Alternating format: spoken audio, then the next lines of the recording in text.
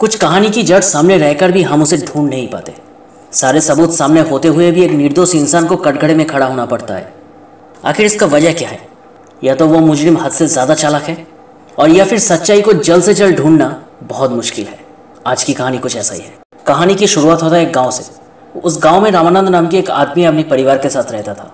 अब एक दिन कुछ काम की वजह से वो शहर जाने के लिए घर से निकला था, लेकिन शायद काम ना होने की वजह से वो बहुत जल्दी घर लौट आया। अब अचानक घर लौटते ही उसकी बीवी की एफआईआर की सच्चाई उसके सामने आ गया। रामानंद अंदर से टूट चुका था, लेकिन उसने अपनी बीवी के ऊपर हाथ तक नहीं उठाया। वो सिर्फ अपनी बीवी को घर छोड़ने के लिए कहा था। अब अगले दिन पुलिस अचानक उसे अरेस्ट करके बाहर घसीट कर लेकर गया। वो बाहर आते ही देखा उसकी बीवी उसके ही खिलाफ झूठा एफआईआर दर्ज किया था, और एक वुमेन वेलफेयर चैरिटी ट्रस्ट की कुछ महिला उसे सपोर्ट कर रही थी। उस झूठा केस की वजह से भरे बाजार में बेकसूर रामानंद किसी को मुंह दिखाने के लायक नहीं रहा। अब कुछ साल बीत गया, कहानी थोड़ा दूसरी तरफ डाइवर्ट हो गया। शहर में एक मर्डर केस सामने आया। उस केस का इंचार्ज था केडी। वो बहुत इजीली खूनी को अपनी जाल में फंसाकर केस को सॉल्व कर दिया। केडी उसी एरिया का एसपी था। वो हर केस को कॉन्फिडेंस के साथ बड़ी आसानी से सॉल्व करता था, लेकिन उसे पता नहीं था उसकी ओवर कॉन्फिडेंस की वजह से ही उसका सामना अब एक साथी सीरियल किलर से होने वाला था। कुछ ही दिन बाद केडी को पता चला एक बार में एक लड़की का मर्डर हुआ है। अब केडी को लगा वो इजीली केस को हैंडल कर लेगा, लेकिन वो जब क्राइम स्पॉट पर गया उसका होश ही उड़ गया। बहुत ही बेरहमी से किलर उस लड़की को मारकर उसके सारे बॉडी पार्ट्स अलग कर दिया था। अब लोगों से पूछताछ करने के बाद केडी को पता चला वो लड़की उसी बार में काम करता था। उसका नाम था संजना। दूसरी तरफ सबूत के तौर पर दो चीज सामने आया। पहला, संजना के गर्दन पर मिला दांतों का निशान, और दूसरा उसके बॉडी के पास पड़ा हुआ जूतों का निशान। संजना के गर्दन पर दांतों का जो निशान था उसकी मदद से फॉरेंसिक को पता चला खूनी का एक एक्स्ट्रा दांत है। लेकिन एक और चौंका देने वाली बात फॉरेंसिक को पता चला, जो बॉडी पार्ट्स पुलिस को मिला था वो किसी एक लड़की का नहीं था। यानी कि पुलिस को जो बॉडी मिला था उसमें से सर संजना की, हाथ किसी और लड़की की, पाँव किसी और लड़की की, और शरीर किसी और लड़की की। यानी कि खूनी एक भी हो सकता है और या फिर एक ग्रुप भी हो सकता है, लेकिन ये तो तय है जो भी खूनी है वो एक नंबर का संगी है। फॉरेंसिक की मदद से एक और चीज़ सामने आया।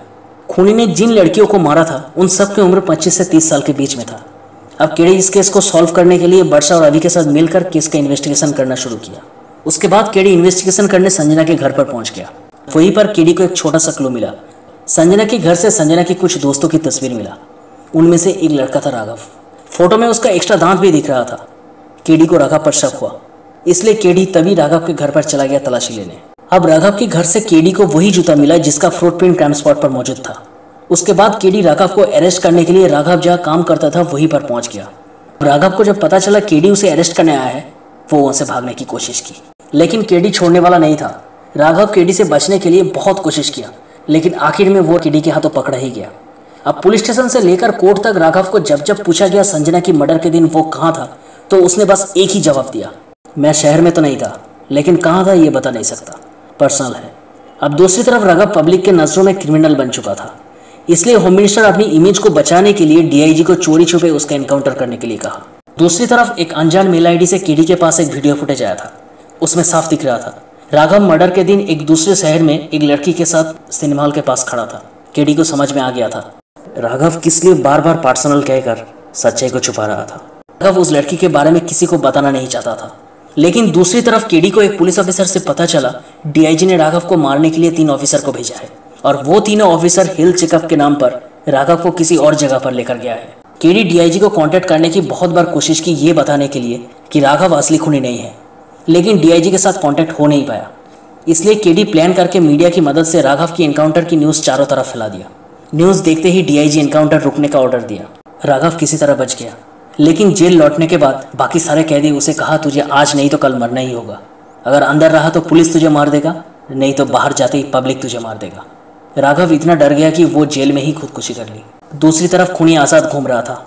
अब उस खूनी ने केडी को संजना की दोस्त रजिता का तस्वीर भेजा। केडी को समझ में आ गया था कि खूनी इस बार रजिता को मारने वाला है। केडी बिना देरी किए रजिता के घर में पहुंच गया। रजिता अपनी बॉयफ्रेंड कुमार के साथ रहती थी। अब केडी के मुंह से सब कुछ सुनने के बाद कुमार ने कहा आप चिंता मत कीजिए, जब तक मैं जिंदा हूँ रजिता को कुछ नहीं होगा।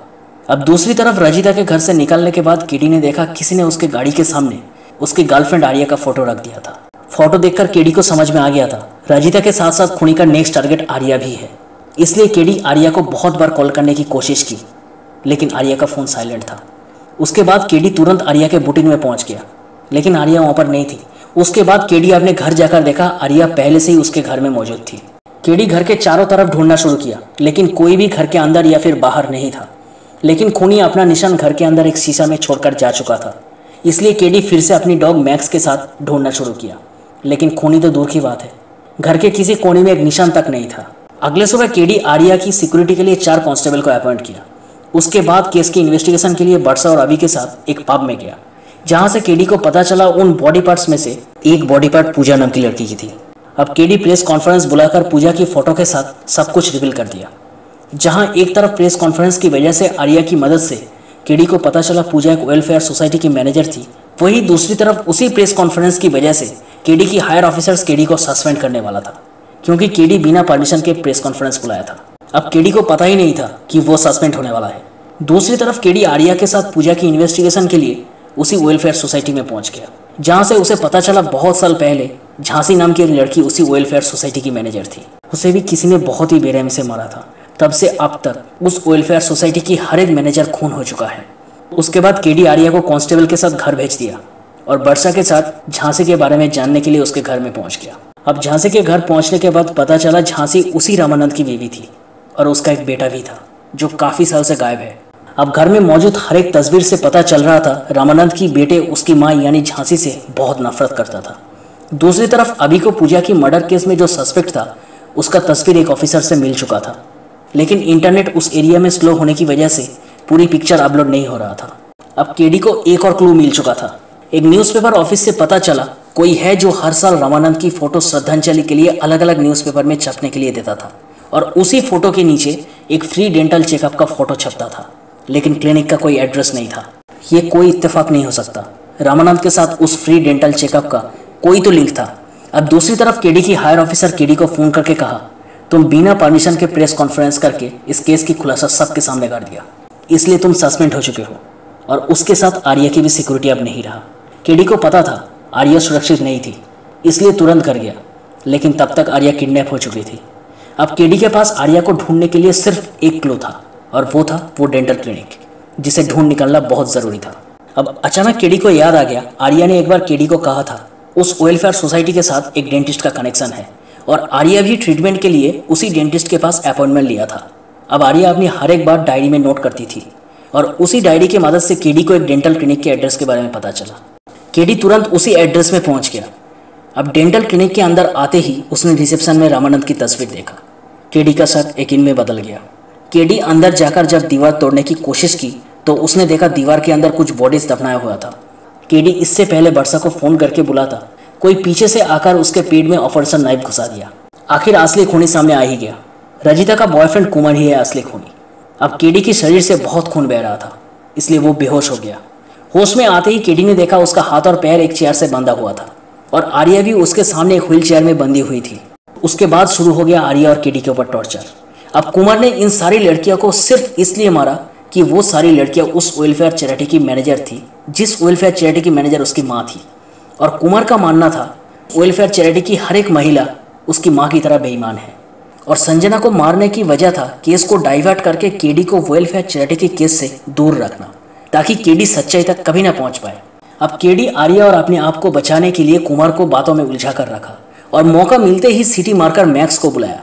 अब दूसरी तरफ अभी के फोन में सिग्नल मिलते ही कुमार का फोटो अपलोड हो चुका था। उसने तुरंत वर्षा को सब कुछ बता दिया। अब वर्षा केडी के गाड़ी पर लगाया हुआ ट्रैकर की मदद से उस डेंटल क्लिनिक तक पहुंच गया। दूसरी तरफ मैक्स कुमार को घायल कर चुका था, साथ में वर्षा भी पहुंच चुकी थी, लेकिन कुमार किसी तरह मैक्स से खुद को बचाकर उसके ऊपर गोली चला दिया, और साथ में वर्षा को भी मारकर उसे बेहोश कर दिया। अब मैक्स को गोली लगने के बाद केडी गुस्से में आकर किसी तरह खुद को छुड़वा लिया। उसके बाद कुमार को इतना मारा कि कुमार स्पॉट पे ही मर गया। उसके बाद केडी बेहोश हो गया। अब वर्षा को होश आते ही उसने एम्बुलेंस और बैकअप बुलाया। अब हॉस्पिटल में जब केडी को होश आया, उसने देखा आर्या के साथ मैक्स भी सलामत था। दूसरी तरफ केस क्लोज के साथ साथ केडी का ट्रांसफर हो चुका था। अब केडी की जगह एक नया ऑफिसर अपॉइंट हुआ था, जो एक संकी और खतरनाक ऑफिसर था। नाम अर्जुन सरकार।